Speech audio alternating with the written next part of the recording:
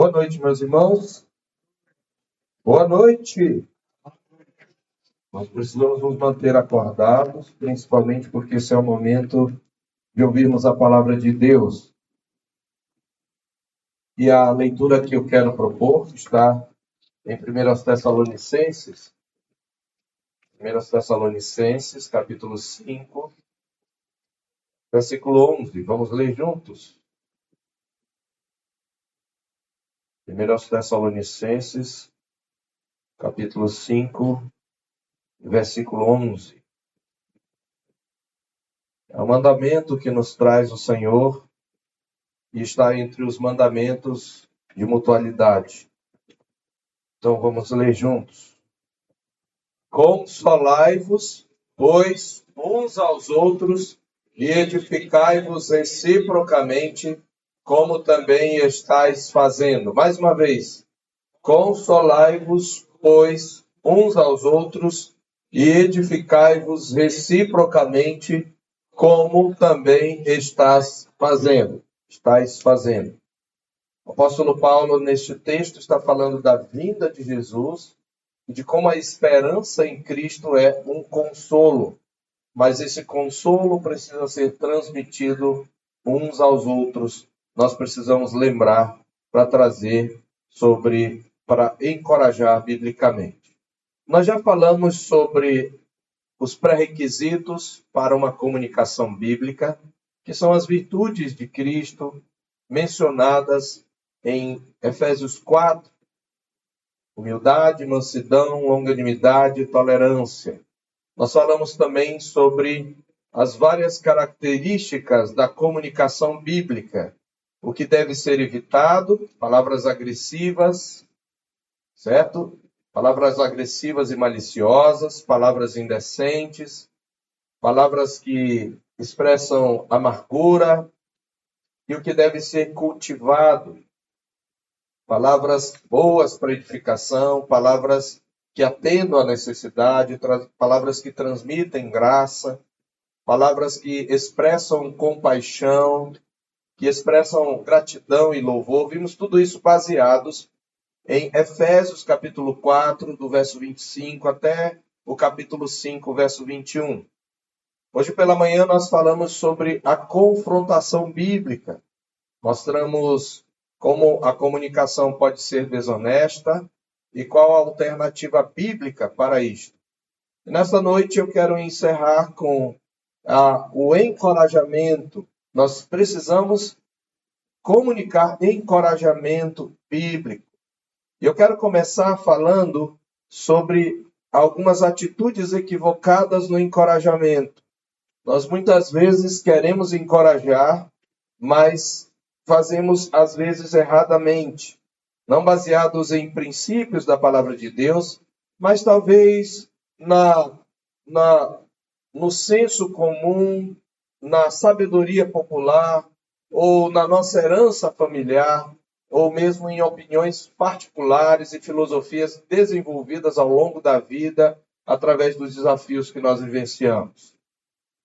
Embora todas essas coisas, ou esses tipos de ajuda que eu falei, possam muitas vezes refletir a verdade, elas não vão no âmago da questão e do fundamento do verdadeiro encorajamento.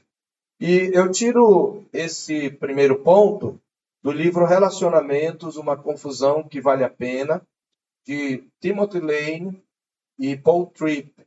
Eu já mencionei isto quando nós falamos no ano passado sobre o cuidado mútuo, mas Lane e Tripp, eles mostram 3 atitudes equivocadas. Na verdade, eles colocam 2, eu acrescento 3, estou fazendo adaptações, mas atitudes muito comuns quando a gente vê alguém desanimado, quando a gente vê alguém triste, quando a gente vê alguém de alguma maneira amofinado por alguma situação.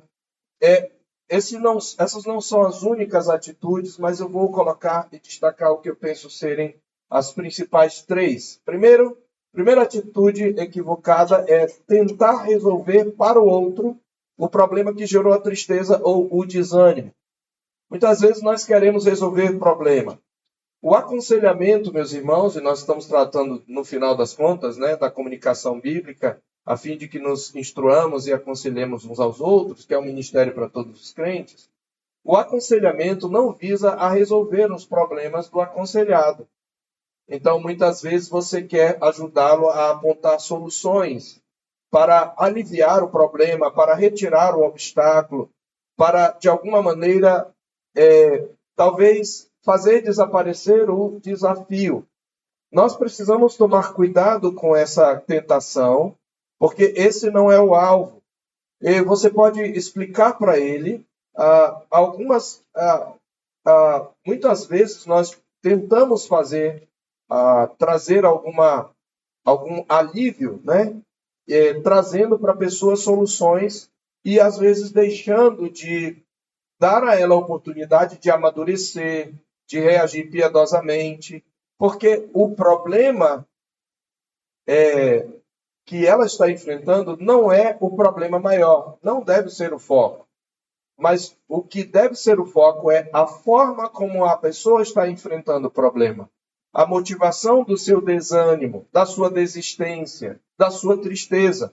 Porque, às vezes, a motivação é uma motivação pecaminosa.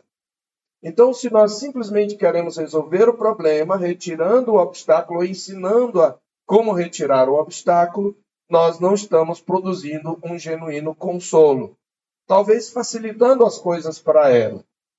Muitas vezes isto acontece e pode ser até que a solução que propomos não dê a ela alegria, no final das contas, e ela pode até nos culpar.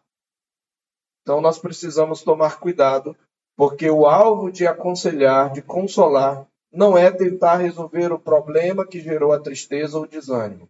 É claro que, meus irmãos, em algumas situações nós vamos sim ajudar a pessoa com algumas coisas que ela pode, vamos dizer assim, que ela não precisa passar de fato por aquilo. Mas a gente precisa tomar muito cuidado para não se apressar a fazer as coisas pela pessoa. Uma segunda atitude errada é focar-se em fazer a pessoa sentir-se melhor. Então, quando alguém está chorando, por exemplo, a gente se aperreia muito, né? E a gente diz, não chore.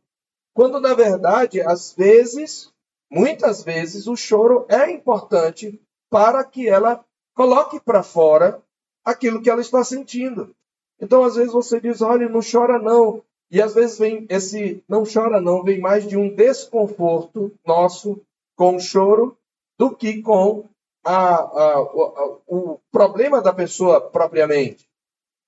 Muitas vezes a gente quer fazer a pessoa se sentir melhor. Então a gente fala algumas coisas positivas, como por exemplo, aguenta firme, você vai conseguir. Olha, você é forte. Olha, eu já vi você enfrentar outras coisas, você é forte. Veja, o desânimo é fruto de um coração com foco no eu.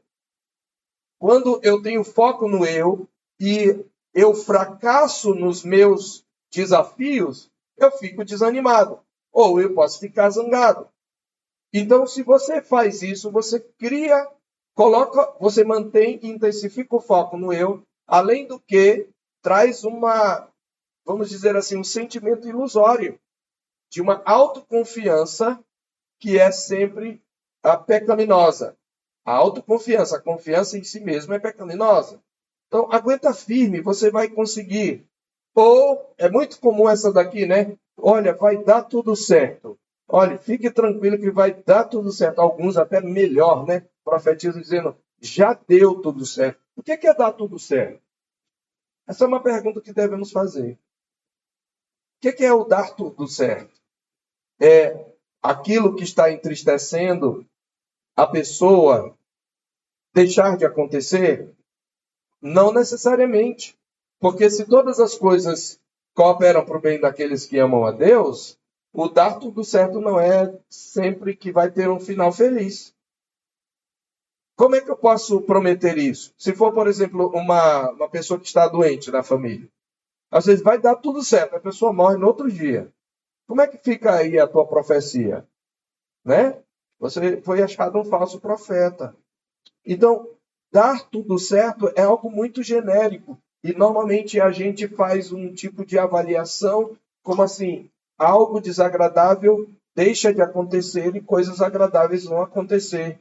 Às vezes a pessoa sofre desventuras em série e você vai dizendo vai dar tudo certo e ela só no chicote. Então isso não ajuda, meus irmãos.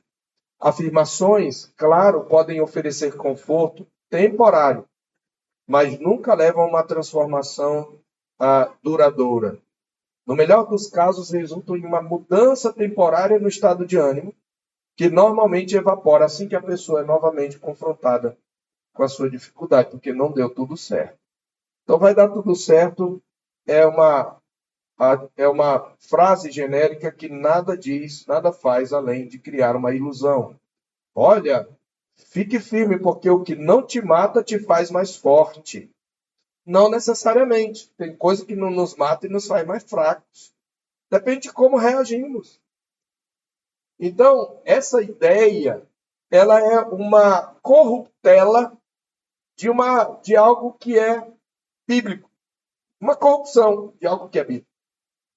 Porque a palavra de Deus, ela mostra que as provações, a Bíblia diz, não é? Que nós nos gloriamos nas próprias tribulações, porque a tribulação produz perseverança. Perseverança é força de caráter para continuar. E a perseverança, experiência, experiência, esperança. Mas veja, o contexto é a atuação divina por meio da provação. Mas por que isso? Porque Paulo falou antes, justificados, pois, mediante a fé, temos paz com Deus por meio de nosso Senhor Jesus Cristo, por intermédio do qual também obtivemos acesso a esta graça. É por causa da graça que a provação, como instrumento da providência, vai me fortalecer. Mas quando você tira a graça, quando você tira o foco do Senhor Deus e de Jesus, e você diz o que não te mata te faz mais forte, você está colocando todo o peso dessa força na pessoa. E não é assim. Certo? Então, esse tipo de frase é uma tentativa de aliviar o sentimento ruim. Ou então você pode trazer um tipo de negação. Olha, não é tão ruim quanto você pensa. Olha, pense bem. Não é tão ruim. E você vai dizer alguma coisa para a pessoa e só a pessoa sabe da sua dor. Às vezes algo que parece sem significado para você pode ter muito significado para a pessoa. Então, essas frases, elas colocam um foco no eu. Esse é o problema. Tanto a tentativa de resolver o problema, como fazer a pessoa simplesmente se sentir melhor, elas têm o foco no eu. Ah, pastor, então, mas consolar é para quê, pastor? Afinal de contas, é para me sentir melhor? Ou, sim ou não? Depende. É para se sentir melhor se esse melhor vem de uma compreensão da suficiência de Cristo. Se o alvo for sentir-se melhor apenas, então eu faço qualquer coisa por esse resultado. Mas se o alvo é que a pessoa, eu estou falando, você está falando com um crente. Se o alvo é que a pessoa possa reagir piedosamente àquela situação e que ela se alegre em Deus, em Cristo, aí vem esse alívio. Mas não é se sentir bem como um fim em si mesmo. E uma terceira e última atitude equivocada pode ser também tentar explicar o problema e o porquê de ele estar acontecendo. Não é que isso não tem o seu lugar. Às vezes nós acreditamos que se a pessoa entender o que está acontecendo, ela vai ficar menos ansiosa, ela vai ser capaz de fazer algo que ajude e que seja construtivo. Obrigado. E que seja construtivo, né? Esse método tem o seu lugar, sem dúvida. Uma explicação mais ampla do problema dá uma perspectiva maior. Mas você tem que pensar de qual perspectiva você vai explicar. E, de fato, há ocasiões em que entender as causas do nosso infortúnio nos traz paz. Mas nem sempre, nós temos explicação para os nossos problemas. E nem sempre entender a causa nos conforta. Quantas vezes você já explicou algo para a pessoa e disse, eu sei disso, mas mais. Não é? Então, às vezes, pelo contrário, quanto mais entendemos a situação, mais desanimados ficamos em alguns momentos. Por exemplo, quando a gente percebe a própria responsabilidade naquela situação. Mas aí a gente não pode voltar atrás. Se eu estiver focado no eu vou ficar desanimado, só remoendo o meu fracasso. Então, pois eu tinha um entendimento antes superficial do problema, mas agora eu sei quão profundo é meu problema realmente e eu acabo me sentindo mais fraco do que antes. Então, é importante entender o problema como parte do encorajamento? Sim, mas isso não é tudo. Eu não resolvi, eu não encorajei de fato. O encorajamento precisa ir mais fundo do que isso. Não é que explicar está errado, mas só explicar está incompleto. Só entender o problema e não prosseguir mantém o foco no eu. Nós temos duas formas de tratar os nossos desafios.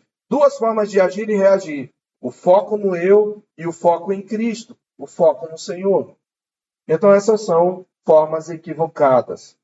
Os autores, eles trazem algumas declarações que eu gostaria de ler aqui com vocês, né? Lane Tripp diz o seguinte: o encorajamento verdadeiro tem mais a ver com visão do que com explicação. E visão aqui é a visão do coração. Qual a visão que você tem? Qual é a atitude do coração?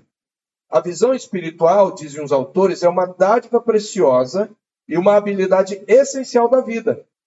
O motivo pelo qual não nos sentimos à altura do desafio e ficamos desencorajados em relacionamentos não é porque não entendemos o que está acontecendo. Pelo menos o motivo principal.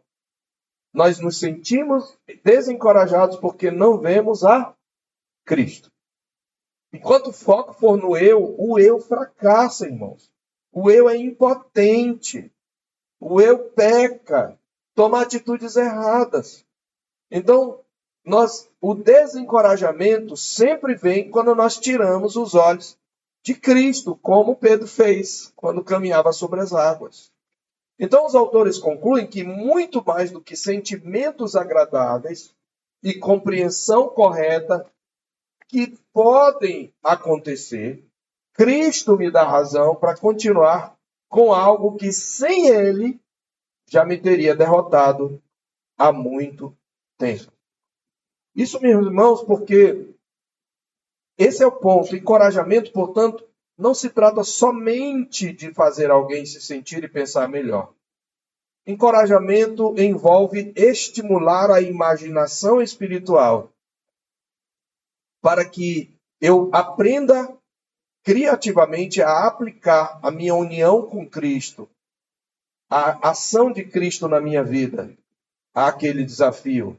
O encorajamento bíblico, ele dá a pessoas que se encontram em dificuldades os olhos para verem o Cristo até então não visto naquele problema. Cristo é a única esperança em que nós podemos confiar quando o chamado do relacionamento nos leva além da nossa própria sabedoria, força e personalidade. Os autores dizem ainda que quando nós convivemos uns com os outros no meio do caminho entre o já e o ainda não, nós precisamos muito mais do que bons sentimentos e um entendimento claro. Nós precisamos de olhos para ver essa maravilhosa realidade que nós pertencemos a Cristo e Cristo pertence a nós. Eu sou de Cristo e Cristo é meu, e isso é real, isso é verdade. Então nós precisamos ver espiritualmente, precisamos ver que espiritualmente é impossível estarmos sós. É impossível estarmos sós. Quando nós nos sentimos sós, nós nunca estamos sós, porque os recursos maravilhosos da graça de Cristo estão sempre à nossa disposição. Em Cristo encontramos sabedoria pela sua palavra, força e razão para a esperança que nos faltava. Então, nós chegamos ao ponto do encorajamento bíblico. Cristo é o foco do encorajamento bíblico. Como Cristo é o foco de tudo na nossa vida. Cristo é o foco. Então, quando você vai encorajar, você precisa mostrar as evidências bíblicas e circunstanciais, primeiro, da presença de Cristo.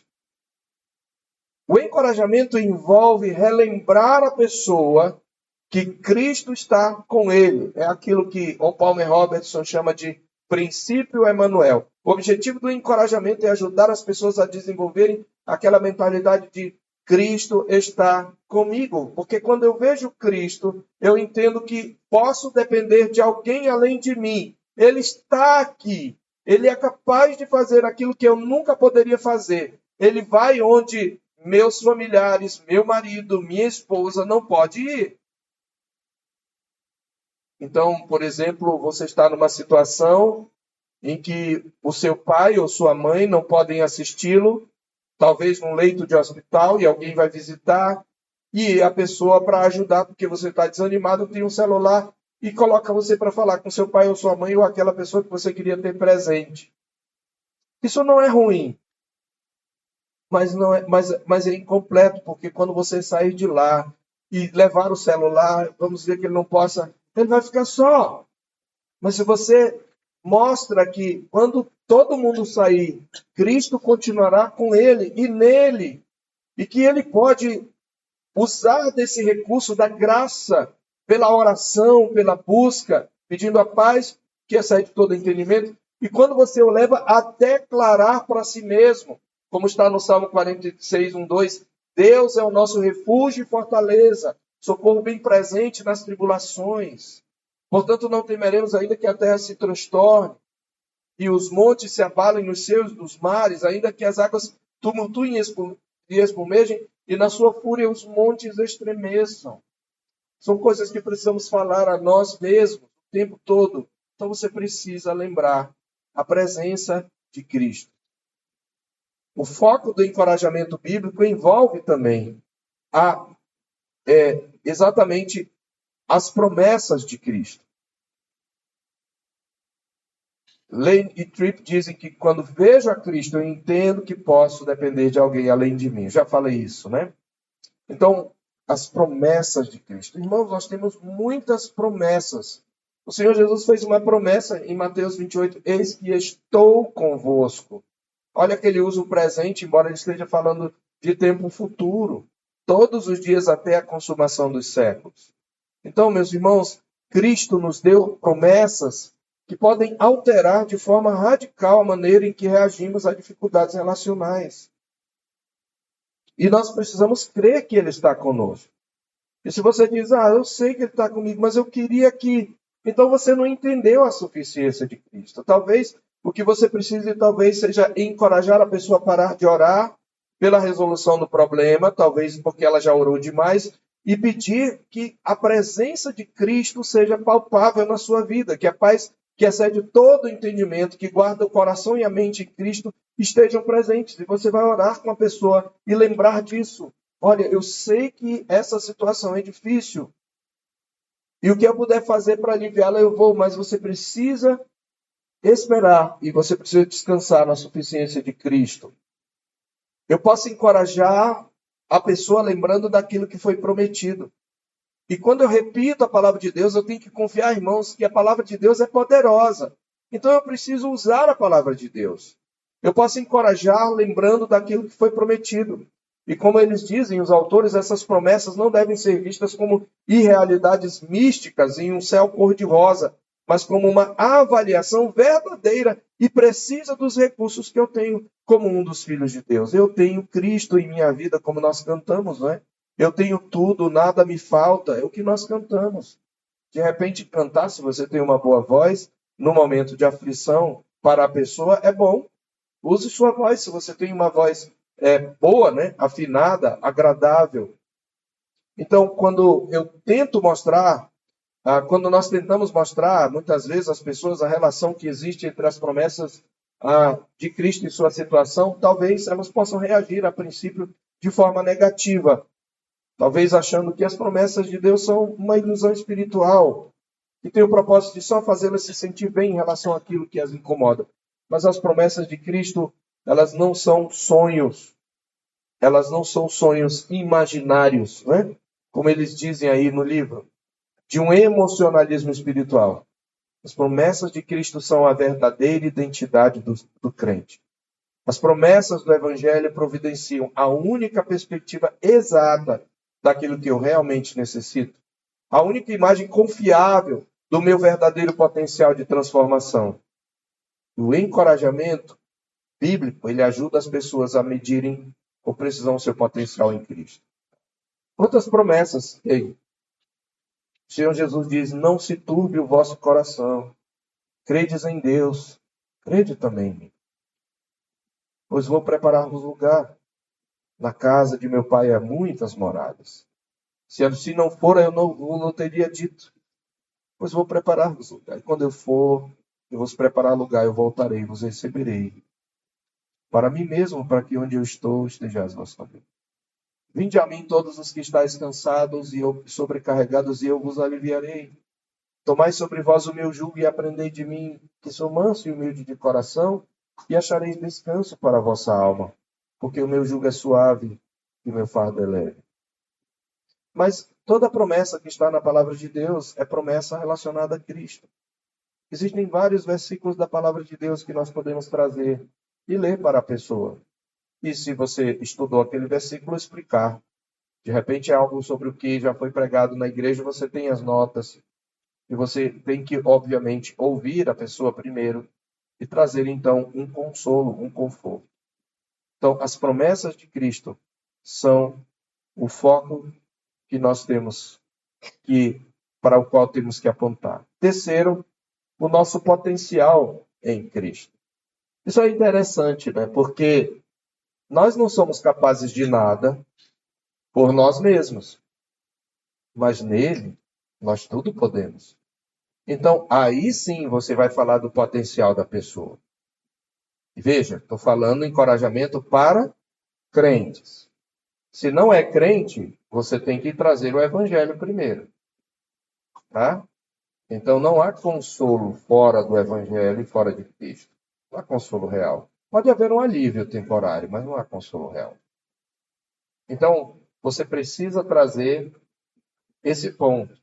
Porque Cristo está em você, ele vai te dar graça para superar essa situação. Tudo posso naquele que me fortalece, você sabe o contexto. Eu aprendi a viver contente em toda e qualquer situação. Eu aprendi a passar necessidade, a ter fartura, a ser humilhado e a ser honrado. Eu aprendi a viver todas as circunstâncias sem desmoronar ou sem me ensoberbecer ou sem desanimar. Então, o encorajamento, ele também visa a mostrar para o outro o que ele pode fazer por causa de Cristo que vive nele. Ah, mas eu não sei. Sim, você sabe, você pode, porque Cristo está em você. E quando eu falo você pode, não é mudar a circunstância, mas é mudar a sua atitude diante do Senhor. Então, quando nós lutamos com dificuldades, é comum a gente medir o potencial.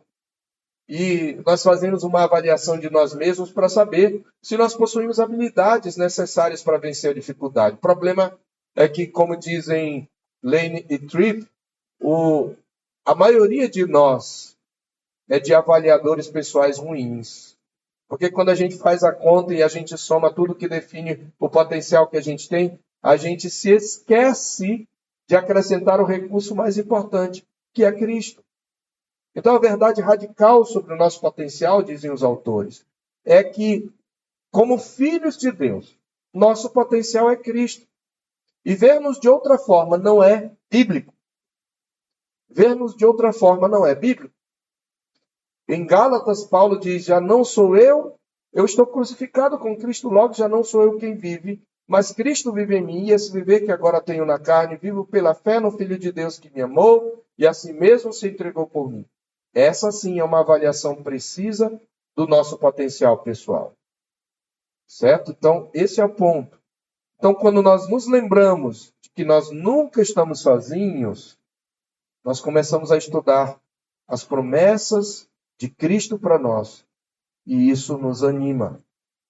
E a apreciação da nossa situação por meio da lente da presença de Cristo, da sua providência, vai mudar a nossa visão das coisas e nos ajudar a nos encorajar mutuamente. O que ele pode fazer em nós e por nós se torna mais importante do que qualquer coisa que possamos desejar naquele momento. Os autores dizem que uma época difícil pode muito facilmente ser uma tentação para tirarmos os olhos de Cristo. As responsabilidades do casamento, da paternidade, da carreira ou do ministério podem parecer maiores do que nós podemos suportar. Falta de dinheiro em situações em que precisamos dele, entre outras coisas, nos desencorajam, deixam-nos mais sensíveis e irritadiços uns com os outros, especialmente dentro de uma família. Tudo muda quando nós percebemos que os nossos fardos estão nos deixando cegos para as incríveis verdades encorajadoras de Deus. Quero trazer, então, uma aplicação que não é apenas para o encorajamento bíblico. Eu quero trazer agora a aplicação para o tema geral do estudo. O que você vai fazer com tudo que você aprendeu e anotou aqui? E aqui eu tiro alguns princípios do livro Guerra de Palavras e adapto isso. Guerra de Palavras de Paul David Tripp. Agora é o momento de nós nos examinarmos. Até em que áreas que você ouviu sobre comunicação bíblica você pode se encaixar? Você tem feito significativos progressos? E em que áreas? Não.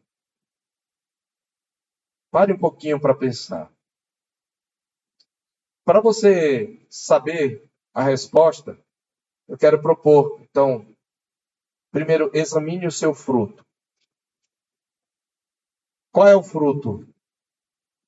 A boca fala do que está cheio o coração. O fruto dos lábios é a palavra. Nós somos como árvores, Jesus diz isso em, se não me engano, Mateus 12. E é nesse contexto que ele diz que a boca fala do que está cheio o coração. Ou você faz a árvore boa e o seu fruto bom, ou a árvore má e o seu fruto ruim. A árvore boa não pode dar fruto ruim e vice-versa. Então, pense um pouquinho em como você lida com seus conflitos. Como você lida quando você presencia um irmão pecando. Então a pergunta é: qual o fruto produzido pela sua comunicação? Responda isso para você agora, nesse momento. Você leva outros pela sua comunicação a se sentirem encorajados, esperançosos e amados? Porque até quando a gente confronta, irmãos, a gente precisa oferecer esperança. Quando a gente confronta, a gente precisa oferecer a graça de Cristo. As suas palavras, elas levam ao perdão, à reconciliação e à paz? Comumente, a sua comunicação transmite sabedoria e encoraja a fé? Ou ela leva ao desestímulo, à divisão, à condenação, à amargura e à tolice? E para aqueles que não gostam de falar para não errar, você fica em silêncio pela honra de Cristo ou por sua paz de espírito? Você já deixou de falar algo porque tem temor de homens que você sabe que precisava falar? Então examine o seu fruto. E se você tem pecado, e nas áreas que você tem pecado, você precisa pedir perdão ao Senhor. Você precisa sair daqui resolvido, de fato, a mudar pelo poder do Espírito Santo, a mortificar as tendências pecaminosas na sua comunicação. E para isso você precisa se encorajar na promessa do Senhor de perdão, na promessa de sua presença poderosa. E nessa promessa firmada, você deve examinar o fruto das suas palavras e assumir a colheita que você tem tido diante do Senhor com as palavras e a comunicação que você tem praticado. Isso é o primeiro, é o começo. Então, tanto para aqueles que omitem, como para aqueles que falam erradamente, você precisa examinar o seu fruto. E depois de examinar o fruto, então, pelo fruto você vai descobrir suas raízes, né? Examine o seu fruto, descubra as suas raízes. Paul David Tripp diz que para entender o nosso problema com palavras, precisamos começar com o coração. Porque nossas palavras são modeladas e controladas pelos pensamentos e motivos do nosso coração. Então você precisa sondar o seu coração, a raiz de tudo. Certo? Tripp diz ainda que as pessoas e as situações ao nosso redor não nos forçam a dizer o que dizemos. Como a gente falou hoje, né? Comunicação desonesta, né? As mensagens você em vez das mensagens eu. Você sempre me irrita. Não. Eu me irrito quando você age assim. Essa é a mensagem correta. Então as pessoas e as situações não nos forçam a dizer o que dizemos. Elas são apenas a ocasião para os nossos corações se revelarem em palavras. Esse é o ponto. Como disse Abraham Lincoln, a diversidade não nos fragiliza, apenas mostra o quanto nós somos frágeis. Então, pessoas que nos desafiam revelam o que está no nosso coração. Consequentemente, examinar onde temos dificuldades com nossa fala revelará o que está governando o nosso coração, né? Desculpa, acho que eu passei mais. Aqui. Você quer corrigir a sua fala? Você quer sair daqui de fato decidido? Onde é que você tem dificuldades com a sua fala? Talvez seja porque você fala demais. Talvez você seja uma pessoa sempre verdadeira no que você pensa, mas fala do modo errado, na hora errada, e não ouve. Ou talvez porque você fala de menos. Você demonstra de outras formas, mas não abre o coração para se sentir invulnerável.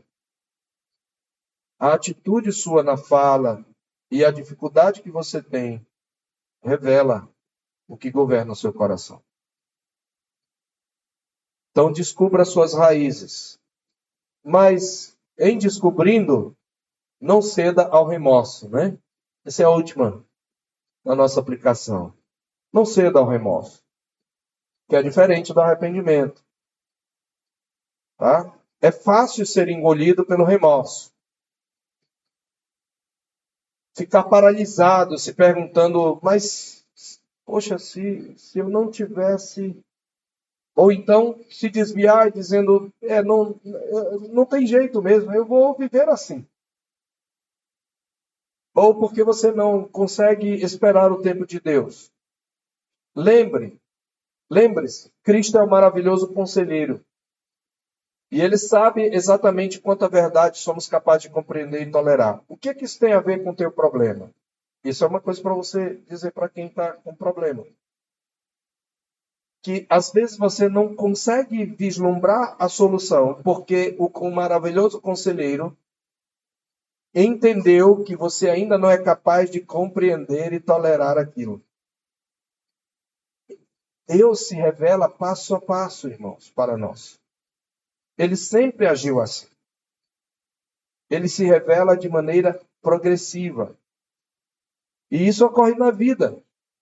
Então, eu tenho que ter paciência, muitas vezes, quando eu percebi que não aprendi tudo.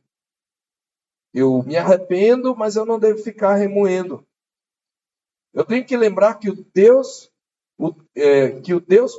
que é perdoador, está faltando aí, que é perdoador também restaura, reconstrói e reconcilia.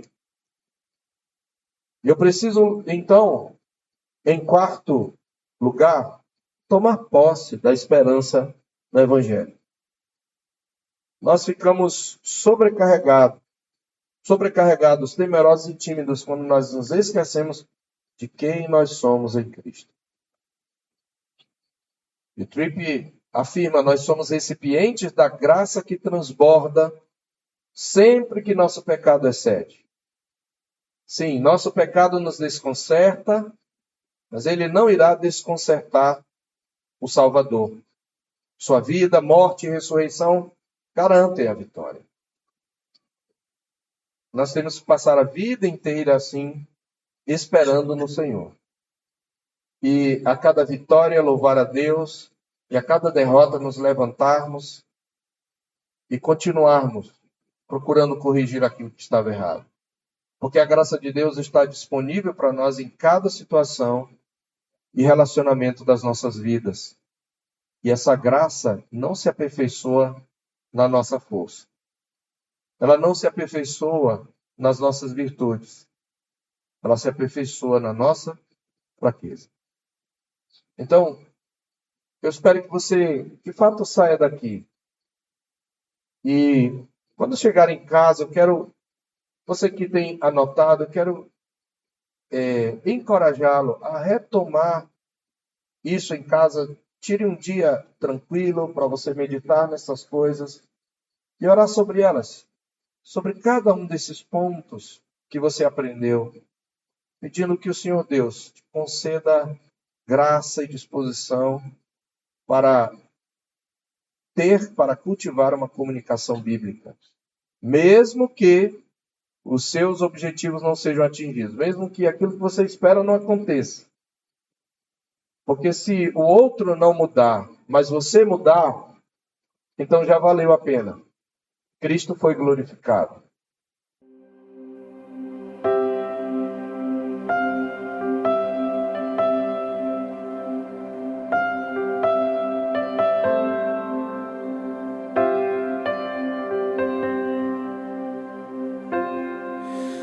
Tu és bem-vindo aqui.